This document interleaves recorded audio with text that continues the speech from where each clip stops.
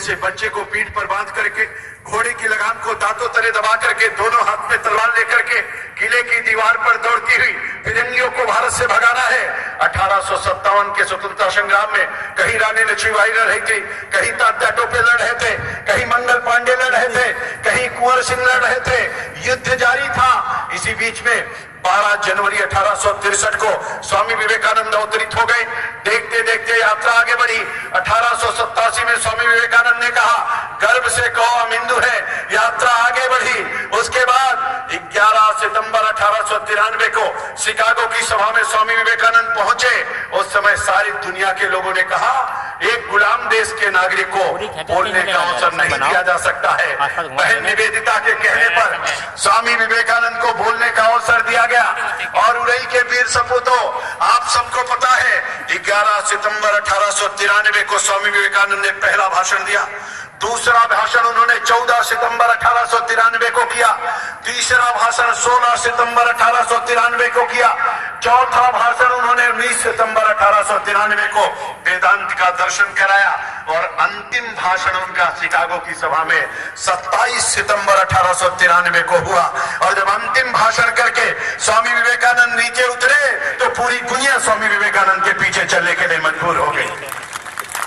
एक अद्भुत भारत, एक दिव्य भारत, एक महान भारत। मैंने 27 सितंबर 1893 क्यों कहा?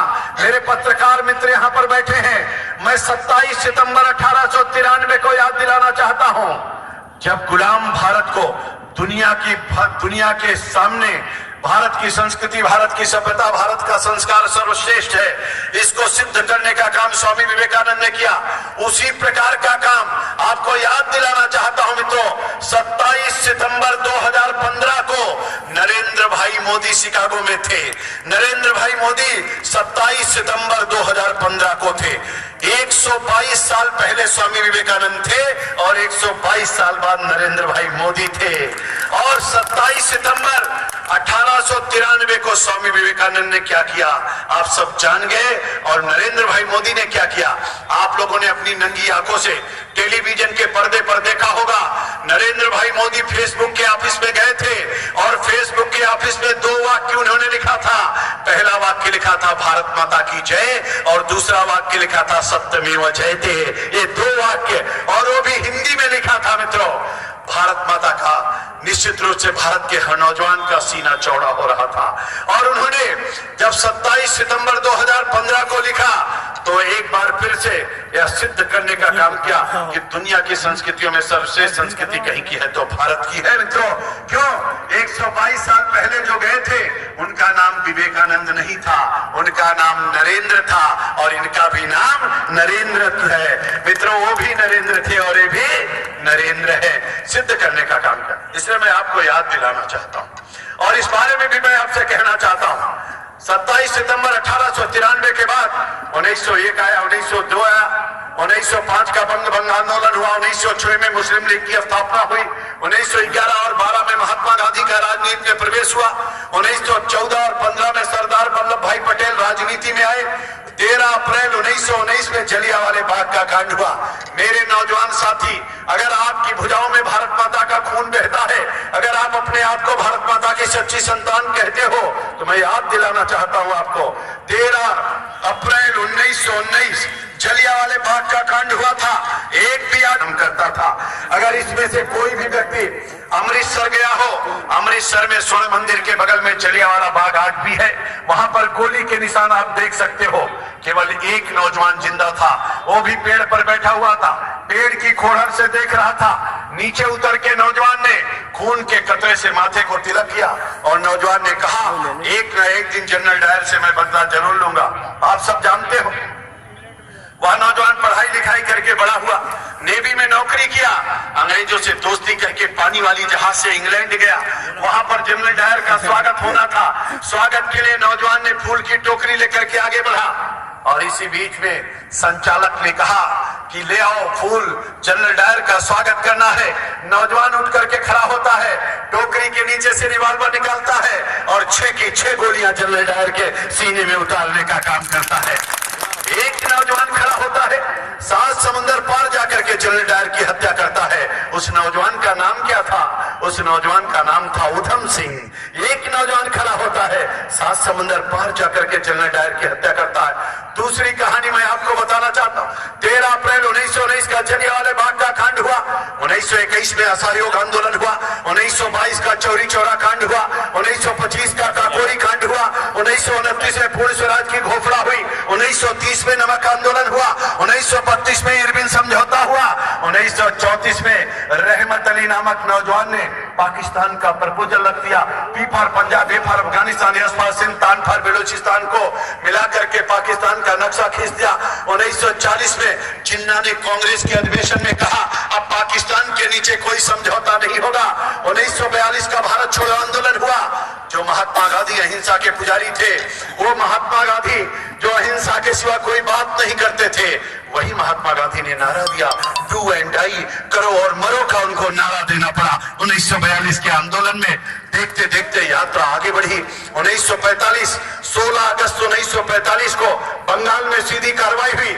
10,000 लोग मारे गए और इतने ही लोग अपाहिज हुए। देखते देखते स्थिति आगे बढ़ी मित्रों। लेकिन उरई के वीर सपूतों, जिस माँ की आजादी की लड़ाई हम आप लड़ रहे थे, उस माँ को एक दिन बाद आजादी मिली। उसके एक दिन पहले मेरी माँ का बंटवारा हो गया। 14 अगस्त 1947 को पाकिस्तान बनता है और 15 अगस्त 1947 को भारत माता को आजादी मिलती है। दुर्भाग्य क्या था? दुर्भाग्य भारत का यह था कि 17 राज्य उस समय थे। वोटिंग हुई कि भारत में प्रधानमंत्री किसको बनना चाहिए। उस वोटिंग में 13 राज्यों ने वोट दिया कि सरदार वल्लभ भाई पटेल को भारत का प्रधानमंत्री बनना चाहिए। केवल 4 वोट नेहरू को मिले और 13 वोट मिले सरदार वल्लभ भाई पटेल को। लेकिन दुर्भाग्य की स्थिति बदल गई मित्रों, और देखते देखते स्थितियां बदल गई। महात्मा गांधी के कहने पर नेहरू जी भारत के प्रधानमंत्री बन गए और भारत का दुर्भाग्य वहीं से शुरू हो गया। मैं लंबा इतिहास नहीं बताना चाहता हूं, लेकिन आपको मैंने केवल चंद शब्द इसलिए बताए। आज नौजवानों का याद दिलाना चाहता हूं। चाहे चंद्रशेखर आजाद की बात कही जाए, चाहे नेताजी सुभाष चंद्र बोस की बात कही जाए, चाहे सुखदेव राजगुरु और ढींगरा की बात कही जाए, चाहे लाल बाल पाल की बात कही जाए, चाहे तात्या टोपे की बात कही जाए, चाहे मंगल पांडे की बात कही जाए, मेरे नौजवान साथियों, बहुत कुर्बानी के बाद भारत माता को आजादी मिली। अपने सपनों का भारत बनाएंगे, लेकिन भारत कैसा तैयार हुआ? और एक ऐसा भारत तैयार हुआ और उसमें से देखते देखते 2 निशान, 2 विधान, 2 प्रधान की व्यवस्था हो गई। देखते देखते सिंध नदी के जल के बंटवारे में 2/3 से ज्यादा पानी पाकिस्तान को दे दिया गया। 18 अप्रैल 1950 को लियाकत समझौता हो गया। 1 जनवरी 1949 को सीज फायर हो गया। जो भारत और पाकिस्तान की रेखा थी, आज उसकी कोई चर्चा नहीं करता है। कोई पेपर वाले भी नहीं लिखते हैं कि भारत और पाकिस्तान के बीच में रेखा कौन सी थी। आजादी के समय जो रेखा थी वो गई कहां पर, उसकी चर्चा कोई नहीं करता है। वो तो रेड क्लिफ रेखा थी, आज रेड क्लिफ की नहीं, एलओसी की चर्चा होती है, लाइन ऑफ कंट्रोल की चर्चा होती है। और भारत और चाइना के बीच में 71 और 72 के पहले से, उसके पहले का 61 और 62 का जब चाइना का युद्ध हो रहा था, तो भारत का प्रधानमंत्री कबूतर उड़ा रहा था। अगर कबूतर उड़ाता हुआ चित्र आपको नेहरू का देखना है तो पूरे भारत के अंदर एक ही चित्र है, आप देख सकते हो। मेरी बात को नोट कर लो। मैं मंच से जितनी बात कह रहा हूं उसमें से एक भी शब्द अगर झूठा होगा तो मैं उड़ई से जाऊंगा नहीं। मैं सब बातें आपको इसीलिए दिन और तारीख सहित बता रहा हूं मित्रों। अगर आपको देखना है कि एक चित्र लगा है नेहरू का, वो चित्र कहां पर है? वो बिहार के पटना रेलवे स्टेशन के सामने लगा हुआ है। आज भी नेहरू जी वहां पर कबूतर उड़ाते हुए आपको मिल जाएंगे, हिंदी चीनी भाई भाई करते हुए मिल जाएंगे। और देखते देखते 34,400 वर्ग किलोमीटर जमीन कट करके चाइना के कब्जे में चली गई। भारत माता का एक बार और विभाजन हो गया। मेरे नौजवान साथियों, जिस देश की आजादी में लाखों युवाओं ने कुर्बानी दी, उस माँ को कई बार विभाजित करने का काम इन लोगों ने किया है। और इस स्थिति में स्थिति का निर्माण हो गया। भारत माता को कई बार विभाजित किया। आज ये लोग कहते हैं, मैंने ये बात आपसे इस नाते कही है कि आप सब जानते हो, राहुल ने उत्तर प्रदेश में भाषण करते हुए अपने बाही सिकोड़ रहे थे और बाहें सिकोड़ते हुए कह रहे थे मुझको बहुत गुस्सा आता है। उरई के वीर सपूतों, मैं आपके माध्यम से कहना चाहता हूं